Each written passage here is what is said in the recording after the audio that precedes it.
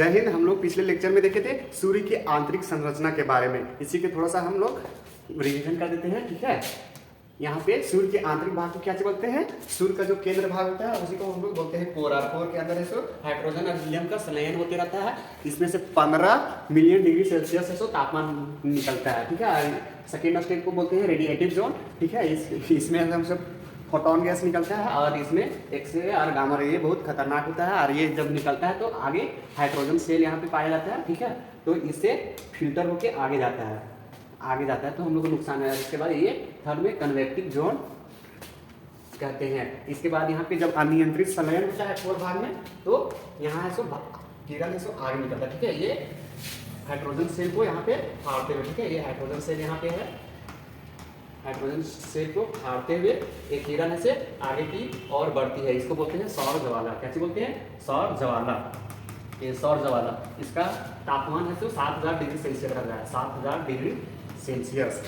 तो ये अंतरिक्ष की ओर चल जाता है। एक और सौर ज्वाला निकलता है, उसकी तापमान कम रहता है तो ये वापस लौट जाता है। तो इसकी तापमान 4000 डिग्री सेल्सियस रहता है। 4000 डिग्री सेल्सियस रहने के कारण इसमें अधिक ऊर्जा नहीं होने के कारण ये अंतरिक्ष की ओर नहीं जाने सकता और ये है सो आगे है सो फिर से सूर्य में आ जाता है। ठीक है, इसमें हम लोग देखते हैं सौर ऊर्जा जो अंतरिक्ष के बाहर चला जाता है, इसके बारे में देखते हैं। ठीक है, ये अंतरिक्ष के बाहर चला जाता है तो ये सौर ज्वाला है सो अंतरिक्ष में घूमते रहता है। तो यहाँ पे ग्रह उपग्रह बहुत सारे हैं तो वो अपने गुरुत्वाकर्षण बल के कारण अपने अंदर खींचते हैं और इसके कारण ये सौर ज्वाला है सो वो गुरुत्वाकर्षण पे डायरेक्ट इफेक्ट पड़ता है। कम वक्त हमारे पृथ्वी पर वायुमंडल है। ठीक है, ये वायुमंडल के कारण ये है सो वायुमंडल से टकराती तो घर्षण होती है। ठीक है, घर्षण के कारण आवाज भी उत्पन्न होता है, लेकिन और जब टकराती है वायुमंडल से तो यहाँ पे एक रोशनी उत्पन्न होती है, उसको बोलते हैं हम लोग अरोरा। ठीक है, जो उत्तरी गोलार्ध में चल जाता है उसको और अरोरा बोरोलिस, जो निचली में आता है अरोरा ऑस्ट्रेलिस हम लोग बोलते हैं।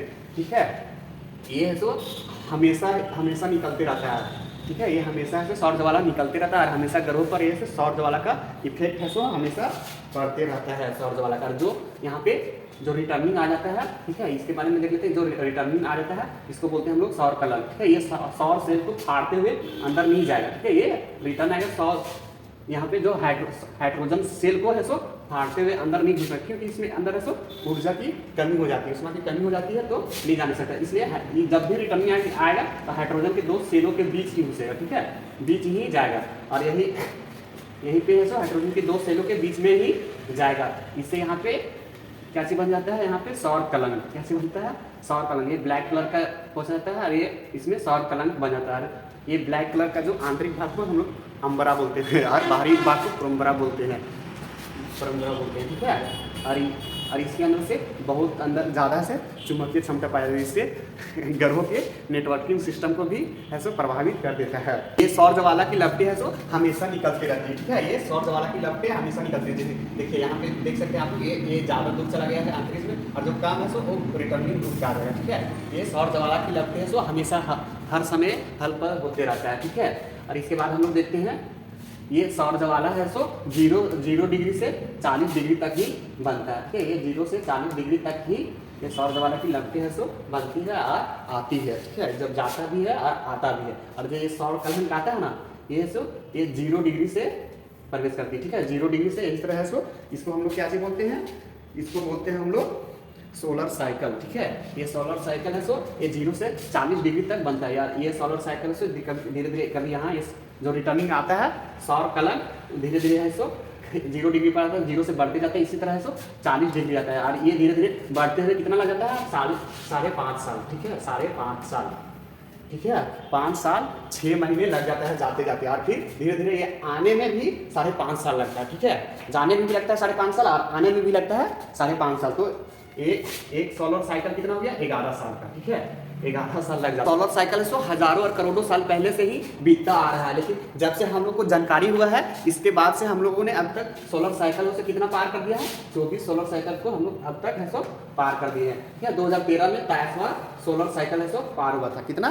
23वां सोलर साइकिल पार हुआ था और 2024 अभी 2024 चल रहा है तो हम लोग 24वां सोलर साइकिल में पहुंच चुके हैं। 2035 में कितना होगा? 25वां सोलर साइकिल है। इसी तरह से 26वां सोलर साइकिल क्या होगा? ये 2035 में 11 जोड़ जाती है यानी 2046 में 26वां होगा। इसी तरह अगर 27वां जोड़े तो इसी में 10 जोड़ देना है, ठीक है। तो 57, 2057 में होगा 27वां सोलर साइकिल। इसी तरह से करते करते 100वां सोलर साइकिल, अगर हम 100वां साइकिल इसी प्रकार हम लोग है तो जाते जाते जब 100 सोलर साइकिल हो जाता है तो उसको 1 सोलर इवेंट कहते हैं। क्या चीज? एक सोलर इवेंट। इसी तरह अगर आप लोग कमेंट बॉक्स में बताइएगा कि ये सोलर साइकिल है तो 100वां कब होगा, ठीक है। 100वां सोलर साइकिल क्या चीज है हम पिन कर देंगे कमेंट में, ये कब होगा। सो ये 100वां सोलर साइकिल, ठीक है। सूर्य के सबसे आंतरिक भाग को कोर बोलते हैं, ठीक है। और इसके बाद सेकेंड जोन को बोलते हैं रेडिएटिव जोन, और थर्ड जोन को बोलते हैं कन्वेक्टिव जोन। और इसके बाद है सो यहाँ पे सूर्य के आगे देखते होंगे ये लपट बनी है, ठीक है। ये सूर्य की लपट यहाँ पे बनी है, इसको हम लोग बोलते हैं क्रोमोस्फीयर, ठीक है। इसको हिंदी में वर्णमंडल बोलते हैं। क्या चीज बोलते हैं? वर्णमंडल हम लोग हिंदी में बोलते हैं। इसके बाद है सो एक और लपट दिखाई देता है, ठीक है। सूर्य के आगे है सो ये लपटें दिखाई देती है, ठीक है। इसको बोलते हैं हम लोग फोटोस्फीयर। ये फोटोस्फीयर का तापमान कितना होता है? 6000 डिग्री सेल्सियस। कितना होता है? यानी कि सूर्य के बाहरी भाग का तापमान 6000 डिग्री, फोटोस्फीयर, ठीक है। प्रकाश मंडल हिंदी में बोलते हैं, और इसकी 6000 डिग्री तापमान रहता है। और इसके बाद क्रोमोस्फीयर, जिसको हम लोग हिंदी में वर्णमंडल कहते हैं, इसके अंदर है सो 27000 डिग्री सेल्सियस से 32400 डिग्री सेल्सियस तक तापमान रहता है ये क्रोमोस्फीयर यानी कि वर्णमंडल में, ठीक है। इसमें क्वेश्चन पूछती है, ठीक है। जब आप हाई लेवल का एग्जाम दे रहे हैं ना, यूपीएससी पीसीएस, तो इसमें पूछता है कि सूर्य का आंतरिक भाग कौन है, तो आप लोग यहाँ पे कोर देखिए, कोर कर मार दीजिएगा। लेकिन जब ये छोटे मोटे एग्जाम में जैसे बैंकिंग, एसएससी, रेलवे वगैरह ग्रुप डी का एग्जाम में देखते हैं, तो सौर का यानी सूर्य का आंतरिक भाग क्या से बोलते हैं ये, ठीक है, यानी कि क्रोमोस्फीयर। जैसे आप यहाँ पे मान लीजिए कि कोई है, इसके बारे में बीच के आंतरिक भाग को पढ़ा ही नहीं है, ठीक है। ये इसको सबसे किसको मानेगा? इसी को नहीं मानेगा, फोटोस्फीयर को ही नहीं मानेगा आंतरिक भाग। इसीलिए लेकिन आप जब क्वेश्चन पूछेगा क्वेश्चन के पैटर्न से आप लोग जरूर समझ जाइएगा कि ये किसके बारे में पूछ रहा है, ठीक है।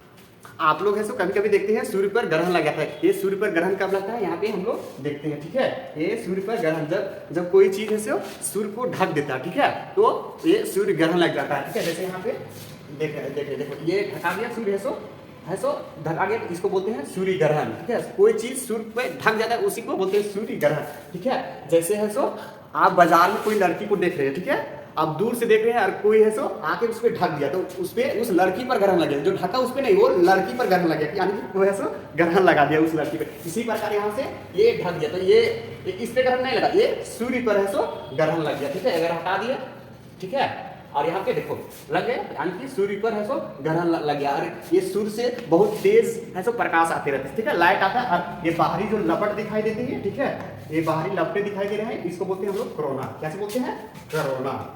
कोरोना वायरस भी आप लोग देखे होंगे, ठीक है, कुछ इसी प्रकार से डिजाइनिंग में था। इसकी तापमान कितना था कोरोना का? 27,000,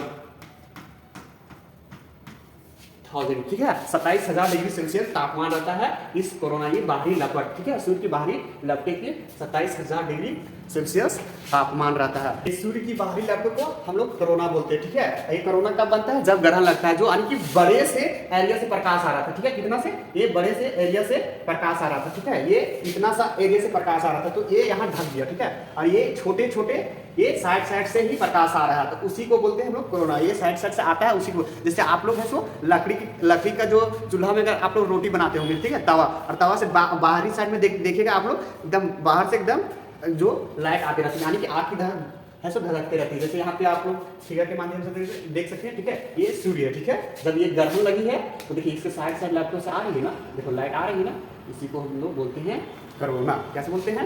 कोरोना। ये साइड से लपटे से आती है, ठीक है, इसी को हम लोग बोलते हैं क्या चीज? कोरोना। और कुछ है सो डाटा बेसिस क्वेश्चन को हम लोग देख लेते हैं, ठीक है। कुछ डाटा बेसिस क्वेश्चन पूछता है, ये आप लोग थोड़ा सा ध्यान में रखिएगा, ठीक है। ये और ये जरूरी भी है। पृथ्वी का व्यास है, ठीक है, 109 गुना से बड़ा है सूर्य, ठीक है, 109 गुना सूर्य है सो बड़ा है। कितना बड़ा है? 109 गुना है सो बड़ा है। और आगे देखते हैं सूर्य का द्रव्यमान है से पृथ्वी से कितना है? 3,32,000 गुना बड़ा है। कितना है? 3,32,000 गुना है सो बड़ा है। और गुरुत्वाकर्षण में 28 गुना बड़ा, ठीक है। गुरुत्वाकर्षण बल 28 गुना पृथ्वी की तुलना में सूर्य में ज़्यादा काम करता है। और इसमें घर्षण है सो 20 गुना अधिक होती है। और इसमें हाइड्रोजन है सो 75% पाया जाता है, और हीलियम है सो 24% और 1% बाकी अन्य गैसों में पाया जाता है। सूर्य की तुलना में पृथ्वी से एक मटर के दाना तरह दिखता है, ठीक है, एकदम छोटा सा दिखता है। ठीक है, जय हिंद, हम लोग मिलेंगे नेक्स्ट वीडियो में।